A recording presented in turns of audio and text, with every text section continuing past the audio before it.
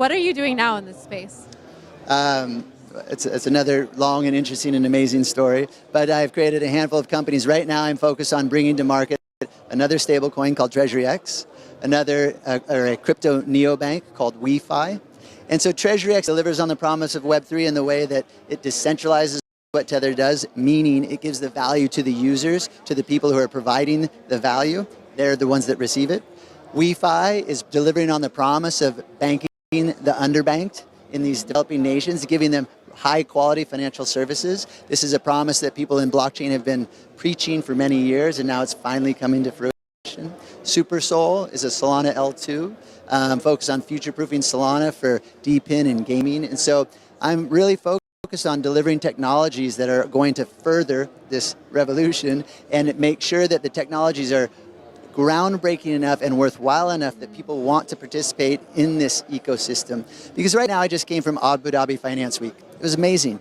Lots of people from the traditional space, like the highest levels of the traditional financial space, and they're all finally acknowledging Bitcoin and blockchain, but they still look at it as like, oh, you know, that's such a little bubble. You have no idea how much money we have, right? The traditional world has the trillions of dollars that hasn't even tapped in the space. And my rebuttal to them is, yes, we're this tiny little thing, because a lot of people right now say, oh, I missed Bitcoin, I'm too late. Well, Bitcoin's at $100,000. And you go there and Bitcoin at $100,000 and all the people with all the money say it hasn't even started yet. And so it's just kind of an interesting perspective. We're in our bubble of, oh, it's too late. And everyone else is like, it has not even yet begun. No, that's true. I mean, it's definitely evolved in such a short span of time. But are there any, there's a lot of positives when it comes to blockchain technology, but are there any risks, do you think? Massive.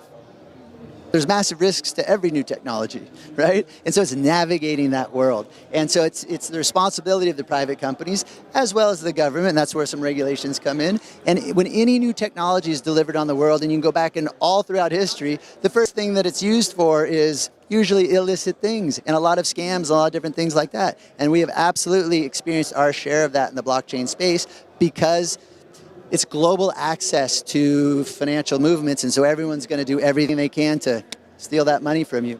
That is why it's taken so long to make blockchain easy to use, because you, the user, us, the people, we're the ones responsible for our own security, and we're not used to that. We're used to the bank having to do that. Yeah. So it's taken a long time for Bitcoin and blockchain technology to evolve to a space where the high level of security is user-friendly enough. And how that's going to be delivered soon and what's going to onboard the next billion users is AI.